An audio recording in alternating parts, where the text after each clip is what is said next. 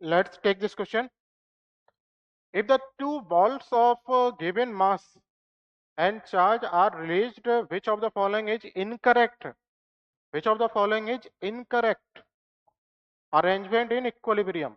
तो यहां पर हमारा गॉस लॉ का यूज, कूलम्ब्स लॉ का यूज होगा। ठीक है बेटा, किसी भी एक फिगर के लिए हम बात कर लेते हैं। मान लीजिए ये है, तो यहां पर इसका वेट mg होगा।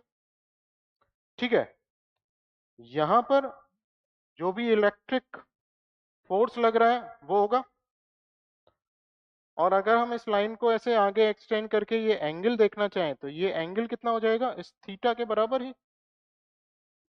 तो यहां से थोड़ा सा आइडिया लगाते हैं कि ये थीटा होगा कितना।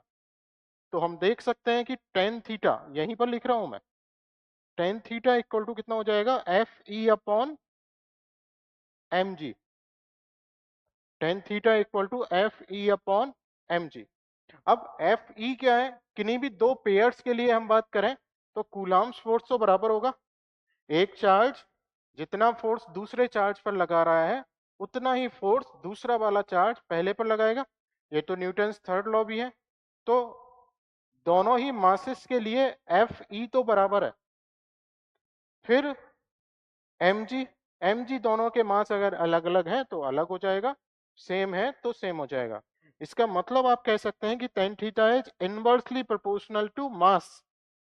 tan theta is inversely proportional to mass.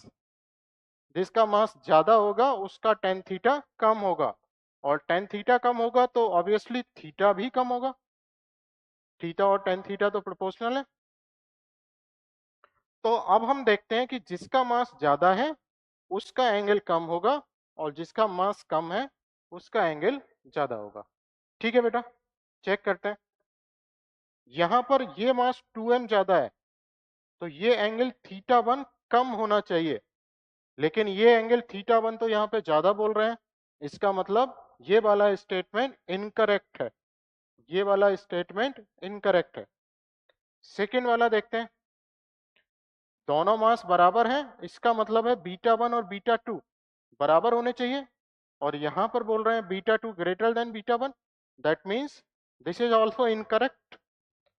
Third देखते हैं।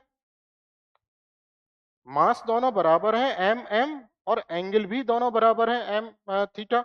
इसका मतलब ये वाला सही है, ये वाला सही है।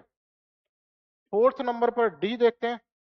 मास 2m है और एंगल अल्फा 1 लेस देन है, कम है, तो ये भी सही है। ठीक है, दो फिगर सही है और दो गलत है। बट हमें ध्यान देना है कि क्वेश्चन में पूछा है इनकरेक्ट कौन से हैं, तो हमारे लिए आंसर कौन से टिक करेंगे हम, ए और बी। ए और बी दोनों ही इनकरेक्ट हैं, ये अपना आंसर हो जाएगा। ठीक है बेटा, चलिए